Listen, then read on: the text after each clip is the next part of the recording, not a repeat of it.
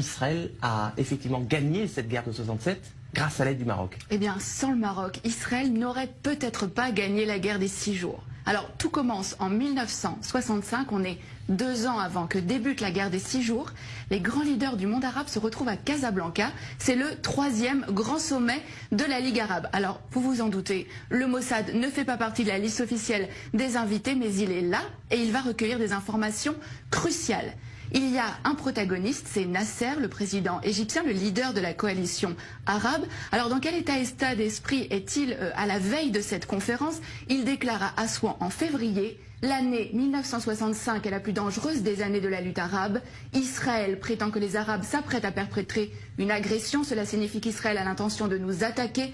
Nous devons donc être prêts à riposter. En septembre, donc quelques mois après, a lieu ce sommet de la plus haute importance.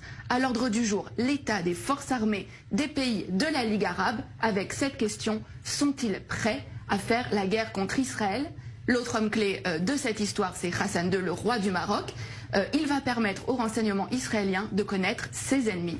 Et c'est à ce moment-là que le Mossad va donc entrer en action. Oui, absolument. Le Mossad va donc préparer cette opération en amont de la conférence. Plusieurs jours avant, une équipe du Shin Bet et du Mossad, il s'appelle à Tsiporim, donc les oiseaux, vont occuper le dernier étage du très luxueux hôtel à Casablanca où sont attendus les dirigeants arabes et où va aussi avoir lieu la conférence. Mais la veille de ce sommet, Hassan II est pris de panique et il somme les agents israéliens de quitter l'hôtel. Mais au terme de cette conférence, il va livrer aux agents israéliens l'enregistrement complet de cette conférence. Hassan II a tout enregistré en secret.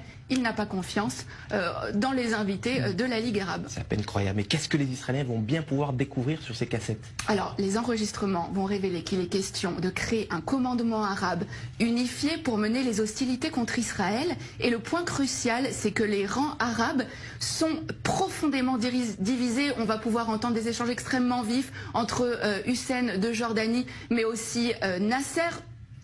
Et alors, ce qui est vraiment important, c'est que